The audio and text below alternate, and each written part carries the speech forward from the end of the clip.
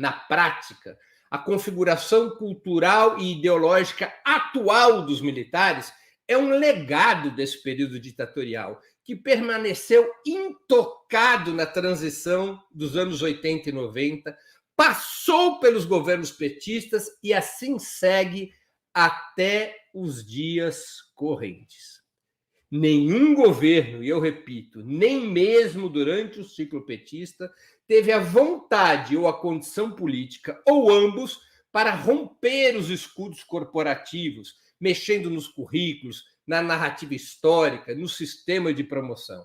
As Forças Armadas seguiram atuando como partido estratégico da burguesia brasileira, com liberdade para formular sua própria doutrina, para definir suas próprias ações, para intervir no Estado a partir de seus próprios objetivos e alianças de classe.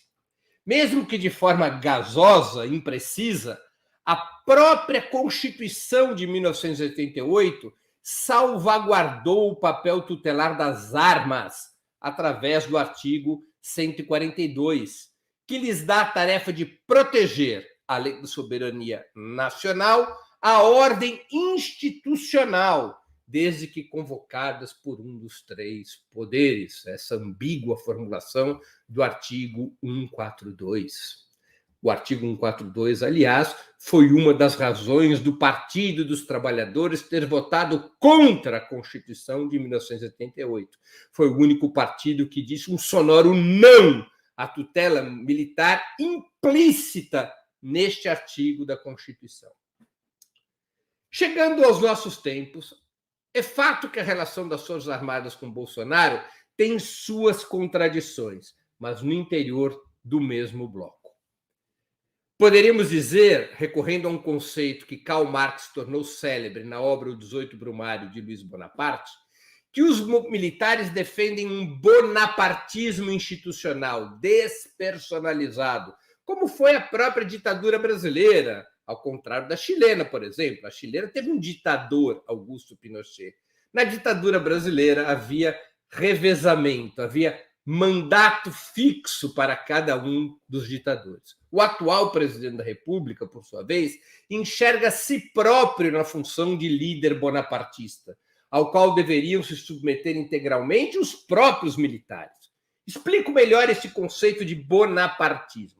No livro do Marx, que eu citei e que recomendo como uma leitura relevante, porque nos ajuda a ter um instrumental para ler a situação política atual do país, quando Marx se refere a bonapartismo, ele o acopla ao nome de Luiz Bonaparte, eleito presidente da França em 1849 e tornado autodenominado imperador em 1851. O conceito diz respeito às seguintes situações: períodos nos quais a burguesia não é capaz de dirigir seu próprio Estado. Os partidos burgueses estão divididos, confusos, sem um programa claro, desmoralizados, se confrontando uns contra os outros, há risco de avanços revolucionários, de desestabilização da ordem. O sistema político civil normal do Estado não é capaz de dar conta da situação e, nesses períodos, emergem forças externas à própria burguesia para, em nome do interesse burguês geral, submeter os interesses burgueses específicos. Essa ideia de uma força externa à burguesia, que por sobre a burguesia constrói base social e implementa a reorganização do capitalismo, é o que justifica o conceito de bonapartismo, porque teria sido o papel, segundo Marx, que Luiz Bonaparte desempenhou na França. Esse conceito de bonapartismo é importante para entender o fascismo italiano ou o nazismo alemão e também nos ajuda muito para entender o que é o bolsonarismo. Ele é um corpo estranho aos velhos partidos burgueses, mas soldado às Forças Armadas, efetivamente, ele é uma força que vai buscando reorganizar o capitalismo brasileiro a partir da construção de um Estado policial que reprima e derrote a resistência popular e que, por outro lado, seja capaz de implantar a agenda liberal. No entanto, retomo, há entre Bolsonaro e as Forças Armadas uma divergência secundária sobre como exercer o bonapartismo. Para as Forças Armadas, esse bonapartismo deveria ser institucional. Para Bolsonaro, ele é o próprio líder bonapartista. É uma diferença que provoca rusgas, mas não interfere na profunda identidade de valores, objetivos e meios entre Bolsonaro e a maioria dos oficiais. Não há como derrotar o bolsonarismo e reconstruir a democracia sem enfrentar essa questão militar, sem enfrentar o partido militar, pelo papel estrutural que desempenha no Estado. Não dá mais para subiar e olhar para cima. Não dá mais para achar que é possível contornar a questão militar nessa altura do acontecimento, com o grau atual de ocupação do Estado pelas Forças Armadas. Qualquer alternativa de esquerda que se pretenda consequente precisa ter a coragem e a inteligência, porque coragem só não basta, de finalmente superar a tutela militar.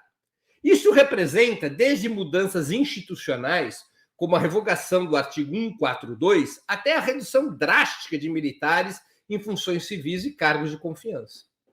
Mas também deveria significar o fim do sequestro do Ministério da Defesa pelas Forças Armadas, a integral reformulação curricular, a proibição de formulação doutrinária para além de assuntos especificamente militares, a desmilitarização das PMs, uma revisão histórica profunda, a começar por um pedido formal de desculpas à nação pelo golpe de 1964 e os crimes da ditadura. Eleito um novo governo de esquerda, dessa vez o presidente deveria buscar exercer na plenitude seu poder de comandante em chefe das Forças Armadas, promovendo oficiais que representem um programa nacional, democrático e popular, passando à reserva os cúmplices do bolsonarismo e expurgando o núcleo neofascista e entreguista que se reproduz desde o golpe de 1964. Fácil não será. Será uma luta duríssima, com muitos riscos e dificuldades. Mas se essa tarefa não for enfrentada, a desestabilização é a perspectiva logo adiante da eleição de um governo popular. Os generais e altos oficiais sempre passaram impunes por seus crimes, desde a Guerra do Paraguai e Canudos. Novamente estão associados a um governo da morte e são corresponsáveis pela tragédia da pandemia. Está na hora do Partido Militar ser dissolvido, dando lugar a forças armadas democráticas, legalistas e patrióticas a serviço do povo brasileiro pela primeira vez na nossa história.